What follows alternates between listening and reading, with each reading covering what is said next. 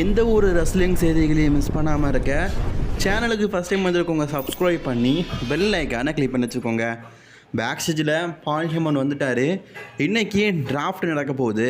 இந்த டிராஃப்ட்டில் நிறைய பேர் சேஞ்ச் பண்ண போகிறாங்க. குறிப்பாக சாம்பியன்ஸ் யாருமே சேஞ்ச் ஆக போகிறதில்ல. ஆனால் ரோமன் ரெயின்ஸ் எலிஜிபிலிட்டாக இருக்கார்.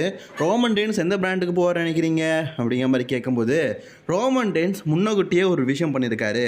டிராஃப்ட்டில் ஒரு முக்கியமான விஷயம் இருக்குது. ரோமன் ரெயின்ஸ் எப்போவுமே சாம்பியனாக இருந்தார், பட் அந்த சாம்பியனாக இல்லை. அவர் டிராஃப்ட்டில் எலிஜிபிளாக இருந்தார்.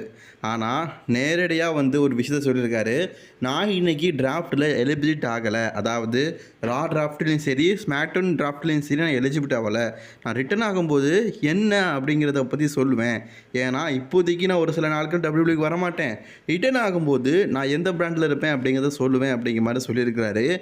மேக்ஸிமம் ரோமன் ரெயின்ஸ் ஃப்ரீ ஏஜெண்டாக இருப்பார் அப்படிங்கிற மாதிரி கூட சொல்லியிருக்கிறாரு. அதாவது அவர் நினச்சாருன்னா ராக்கும் போகலாம், ஸ்மாக்டவுனுக்கும் போகலாம். அப்படிப்பட்ட விதிமுறை ரோமன் ரெயின்ஸ் வரப்போதான். அதனால் டபிள்யூபிள்யூடி அஃபீஷியல் கிட்டேயே ரூல்ஸ் படி ரோமன் ரெயின்ஸ் பார்த்தீங்கன்னா நான் டிராஃப்ட்டில் இல்லை அப்படிங்கிறத இன்ஃபார்ம் பண்ணியிருக்கிறாரு. அதனால் இன்றைக்கி நடக்க போகிற டிராஃப்ட்டில் ரோமன் ரெயின்ஸ் இருக்க மாட்டார்.